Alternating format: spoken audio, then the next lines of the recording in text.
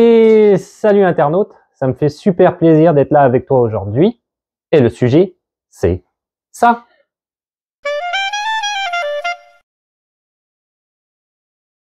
Alors aujourd'hui, une nouvelle vidéo sur le permis d'études, à savoir la procédure à suivre pour obtenir le fameux permis d'études au Canada. Donc j'avais déjà fait une vidéo sur le même sujet, c'est une vidéo qui est quand même vraiment pas récente. Et surtout, dernièrement, il y a eu pas mal de changements, aussi bien au niveau du Canada que du Québec. Il faut que tu saches une chose, c'est que effectivement le Québec a une procédure que tu dois suivre pour l'obtention du permis d'études avant de poursuivre vers le Canada, parce qu'il faut quand même que tu fasses la procédure pour le Canada par après. Le Québec, c'est jamais simple, c'est toujours plus compliqué que le reste des provinces. Bref, tout ça pour dire que cette vidéo-là va être coupée en deux segments. Donc, si tu veux avoir un permis d'études pour le Québec, eh ben, il va falloir que tu regardes la vidéo du début à la fin, t'as pas le choix. Et si tu vas avoir un permis d'études pour ailleurs au Canada, eh ben, tu vas pouvoir aller chercher le segment permis d'études Canada. Je sais pas trop comment je vais l'intituler encore, mais tu vas comprendre par toi-même et débuter la vidéo à ce moment-là. Tu n'auras pas besoin de regarder le segment sur le Québec. Là-dessus, n'oublie pas de t'abonner et de laisser un petit pouce bleu. C'est super important pour faire monter la chaîne dans l'algorithme. On commence tout de suite. Alors pour ceux qui veulent avoir le permis d'études du Québec, on continue la vidéo. Et pour ceux qui sont intéressés à s'inscrire dans une université, un cégep, peu importe quel établissement qui fonctionne avec le permis d'études au Canada, on commence la vidéo maintenant. Donc, pour le fameux permis d'études, on se retrouve sur le site du gouvernement du Canada, cette fois-ci, le lien est dans la description. Il faut absolument que tu sois inscrit dans un EED, encore une fois, un établissement d'enseignement désigné. Il va falloir que tu aies une lettre, si tu veux, comme quoi tu veux t'inscrire à un programme.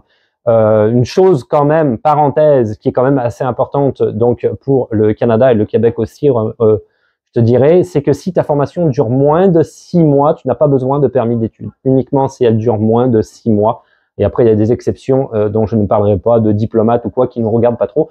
Mais moins de 6 mois, c'est bon.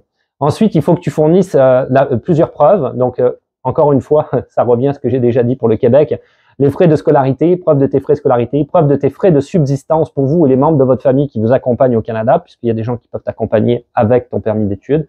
Il y a eu beaucoup de changements, hein, d'ailleurs, dernièrement à ce sujet-là. Les conjoints, conjointes ne pourront plus nécessairement avoir un permis de travail ouvert, je te dirais. Donc, il y a beaucoup de changements. Et permis de travail post-diplôme, ça va changer dans pas longtemps encore une fois aussi, puisqu'il y a aussi eu des changements. Les coûts de transport de retour pour vous, les membres de votre famille qui vous accompagnent au Canada, évidemment, d'être respectueux des lois et de ne pas avoir de casier judiciaire. Donc, éventuellement, il faudrait que tu fournisses un certificat de police si jamais ils te le demandaient. Être en bonne santé et subir un examen médical, alors ça, c'est uniquement s'ils te le demandent, donc c'est pas une obligation. C'est vraiment le gouvernement fédéral qui va décider s'il a des doutes ou pas. C'est du cas par cas, on ne peut pas réellement rentrer dans les détails à ce moment-là. Et convaincre un agent d'immigration que vous quitterez le Canada au moment de l'expiration de votre permis d'études. Je rajouterai aussi qu'il y a la fameuse, on va en parler après, pas tout le temps, mais c'est un peu au cas par cas, on te demandait une lettre de présentation éventuellement. Quels sont tes motifs pour pouvoir venir étudier ici au Canada? Il faut que tu le détailles dans une lettre qu'éventuellement tu devras présenter à l'agent frontalier d'immigration.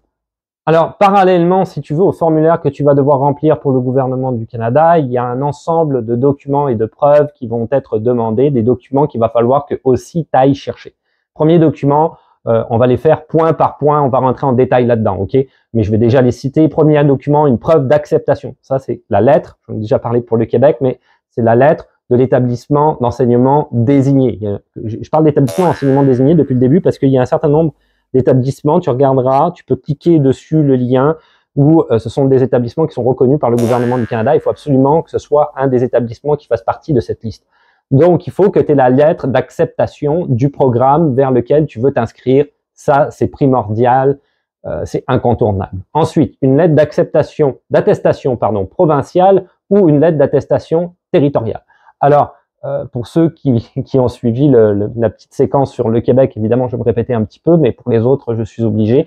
Il y a eu des réformes au niveau du gouvernement du Canada cette année, hein, quand même, c'est assez récent, parce qu'ils veulent limiter le nombre de permis d'études diffusés à travers tout le pays. Donc ça veut dire qu'ils autorisent un certain nombre de ce qu'ils appellent lettres d'attestation provinciale ou territoriale par province ou territoire. Au-delà de ça, Si ce nombre-là est franchi, il ne délivre plus de permis d'études. Donc, on va aller regarder comment faire pour avoir cette fameuse lettre d'attestation provinciale. Je répète pour ceux qui ont suivi la procédure du Québec, c'est ton fameux certificat d'acceptation du Québec qui prend la place de cette lettre d'attestation provinciale, mais il faudra l'indiquer dans le formulaire du gouvernement fédéral. Donc, fais bien attention à ça. Preuve d'identité et preuve de ressources financières. Ça aussi, c'est très important. On va revenir là-dessus. Il y a différentes possibilités. Vous aurez peut-être aussi besoin, ils disent peut-être, c'est pas obligatoire, on est dans du cas par cas à ce niveau-là. Lettre d'explication, donc j'en ai parlé juste avant, c'est-à-dire une lettre indiquant c'est quoi tes motivations à venir étudier au Canada et peut-être même plus particulièrement le programme en question que tu as choisi. Un examen médical, encore une fois aussi, du cas par cas. On va commencer avec du coup la lettre d'attestation provinciale ou territoriale. Preuve d'acceptation, j'en ai déjà parlé, c'est simplement une lettre qui prouve que tu as été accepté dans un programme, dans une université, un cégep, un DEP, peu importe. Alors, on est dans l'onglet de la fameuse lettre d'attestation provinciale ou d'attestation territoriale. Alors, tu vas voir, c'est assez hallucinant, qu'il y a quasiment plus d'exceptions que de généralités par rapport à cette lettre-là. C'est assez fou, honnêtement, mais bon, bref. On va parler de manière basique, on va rentrer dans les exceptions parce que c'est quand même assez intéressant, mais là, on va parler de manière basique pour commencer. Ils te disent clairement sur le site internet qu'il faut absolument que tu aies cette lettre-là avec ta demande et pas après, ok? Donc, c'est en cours de demande avec le formulaire qu'il faut que tu l'aies. Même si vous présentez une demande pour un cours ou un programme préalable, y compris les cours et les programmes de langue, pour chaque personne, ils disent aussi qu'ils demandent un permis d'études, même si vous présentez une demande en tant que famille et que vous soumettez votre demande ensemble. Ils indiquent ensuite par après, qui est quand même très important, à moins qu'elle indique une date d'expiration, la fameuse lettre est valide jusqu'au 21 janvier 2025. Vous pouvez présenter une nouvelle demande de permis d'études avec le même LAP ou LAT, c'est l'acronyme, si celle-ci est encore valide. Donc, j'imagine que si tu dois le renouveler, tu peux pour la lettre d'acceptation, mais arrivé au 21 janvier 2025, il va falloir en faire une nouvelle demande. Comment ça se passe? En fait, il l'indique, pour faire une demande de ces lettres-là, c'est directement avec ton établissement avec lequel tu vas communiquer, qui lui va te démontrer la démarche à suivre, parce que par province et par territoire, la démarche est différente. Donc, il faut vraiment que ça soit avec l'établissement en question, que tu communiques quant à ta preuve d'acceptation, hein, sa fameuse lettre d'acceptation à un programme, pour dire comment je fais pour avoir ce fameux LAP ou LAT. Ok? Alors pour les enfants, effectivement, il y a des exceptions. Ils n'ont pas besoin, absolument pas, ni de LAP ni de LAT. On va parler avec l'acronyme. École primaire, secondaire, pas de souci, il n'y a pas de problème. Au niveau des permis d'études pour les enfants, je te laisserai regarder parce que là, il y a différents cas de figure, tout dépendant si tu es travailleur temporaire, si tu es travailleur qualifié, si tu es résident permanent. Résident permanent, quoique ça pose pas de problème, mais tu as besoin d'un permis d'études, tu n'as pas besoin de permis d'études pour tes enfants, il y a vraiment différents cas de figure. Bon, bref, parenthèse fermée. Ce qui est très intéressant pour le Québec, plus spécifiquement ici, une école au Québec, dans le cadre d'un programme de formation professionnelle menant à l'obtention d'un des éléments suivants, diplôme d'études professionnelles, DEP, attestation de spécialisation professionnelle, ASP, ou attestation d'études professionnelles, AEP. Donc là, dans ces trois cas de figure, tu n'as pas besoin d'avoir cette fameuse lettre en question. Quoique je te dirais que pour un DEP, tu as besoin du fameux certificat d'acceptation du Québec, donc finalement, tu n'y échappes pas vraiment quelque part, je te dirais. Donc, AEP, ASP, après, ça va dépendre effectivement pour les attestations de la durée, je l'ai dit en début de vidéo, de la durée de tes études. Donc, si c'est plus de 6 mois, tu auras besoin d'un permis d'études et fatalement du certificat d'acceptation du Québec. Donc, quelque part, ça change pas grand-chose pour toi.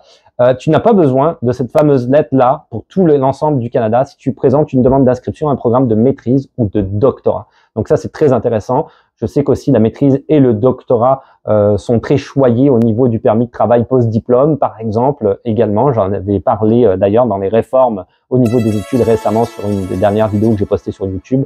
Donc, maîtrise, doctorat, il n'y a jamais de souci. Alors pour les preuves d'identité, c'est vraiment très facile. Je te laisserai aller voir ça directement sur le site internet. Mais pour résumer, c'est un passeport ou un titre de voyage valide. Il faut que tu fasses en fait, que tu téléverses une copie de ça directement sur le site internet et 2 photos de format passeport récente avec le nom et la date de naissance au verso de chaque photo. C'est souvent comme ça dans quasiment toutes les procédures d'immigration, je te dirais, pour le Canada. Rien de surprenant là-dedans. Alors ensuite, il faut que tu fasses, ça aussi c'est très important, que tu prouves que tu disposes de ressources financières au moyen d'un ou de plusieurs des documents suivants. Plusieurs seraient mieux, je te dirais, notamment Donc, il faut que tu aies des ressources financières suffisantes et tu vas voir sur le site internet du gouvernement du Canada, tu as carrément même une liste des montants qui sont indiqués minimum à avoir pour que tu puisses subsister tranquillement ici au Canada, je te dirais. Donc, la preuve d'un compte bancaire au Canada à votre nom si vous avez viré de l'argent au Canada. Un certificat de placement garanti CPG étudiant. Ça, on va revenir là-dessus, c'est très bien. Ça, je trouve que c'est pas mal du tout. D'une institution financière canadienne participante. Donc, il va falloir que tu démarches en fait une banque au Canada. Donc, c'est à toi un petit peu à être client, à aller regarder. Maintenant, ça se fait très bien via Internet. Aller regarder qu'est-ce qu'ils proposent et c'est quoi le mieux pour toi. On va rentrer plus en détail là-dessus. La preuve d'un prêt étudiant ou d'études émis par une banque. Encore une fois, ça aussi, ça peut marcher. Vos états bancaires des 4 derniers mois, ça, c'est le document numéro 2 que moi, je donnerai en plus des preuves financières en question. Une traite bancaire qui peuvent être convertie en dollars canadiens. Encore une fois, c'est bien, mais c'est un peu trop volatile. Moi, je préfère effectivement la preuve du compte bancaire ou du fameux placement ou du fameux prêt dont j'ai parlé. La preuve que vous avez payé des frais de scolarité et de logement. Une lettre de personne ou de l'école qui vous donne l'argent. Tu peux avoir une personne qui est garante pour toi financièrement, mais il faut que ce soit indiqué noir sur blanc. La preuve de fonds versés au Canada si vous avez une bourse d'études ou faites partie d'un programme d'études financé par le Canada. Il n'y en a pas beaucoup à l'international, mais ça existe. Là, effectivement, ça va être tranquille pour toi si c'est ton cas.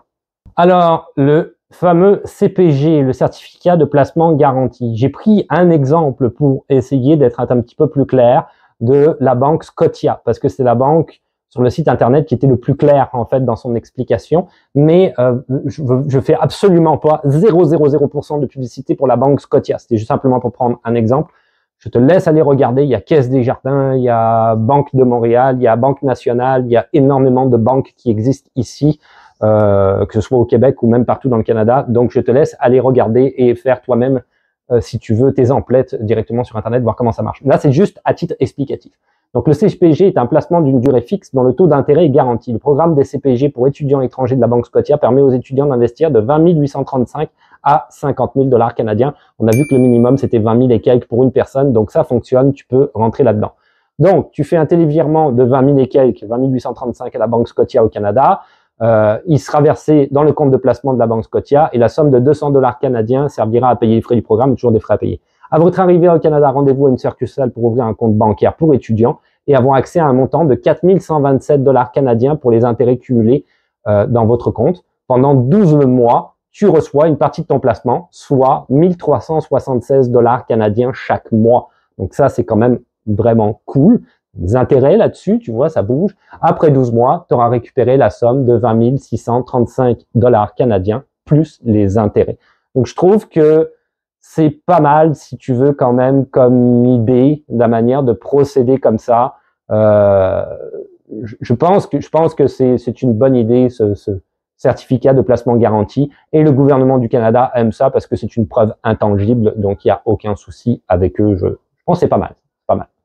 Donc voilà, au niveau de la procédure, ça clôture, si tu veux, un petit peu tout ce que tu dois faire pour obtenir le permis d'études. Après ça, c'est pas terminé. Tu attends l'obtention de ton fameux permis d'études. Alors, ils te disent une fois que tu l'as obtenu, nous vous enverrons une lettre si tu es à l'étranger, parce que tu peux être au Canada. Si tu es au Canada, il n'y a pas de souci. Mais si tu es à l'étranger, ils t'enverront une lettre d'introduction pour le point d'entrée indiquant que vous avez le droit d'étudier au Canada. Cette lettre n'est pas votre permis d'études.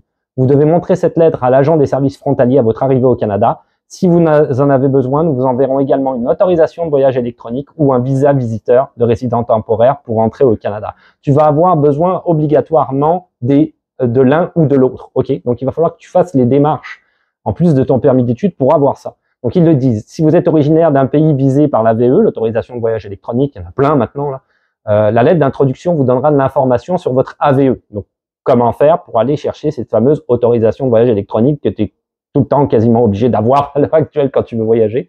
Votre AVE sera lié à votre passeport et sera valide pendant 5 ans ou juste à l'expiration de votre passeport, selon la première de ces éventualités. Il est donc important que vous voyagez avec le passeport que vous avez utilisé pour demander votre permis d'études, clairement.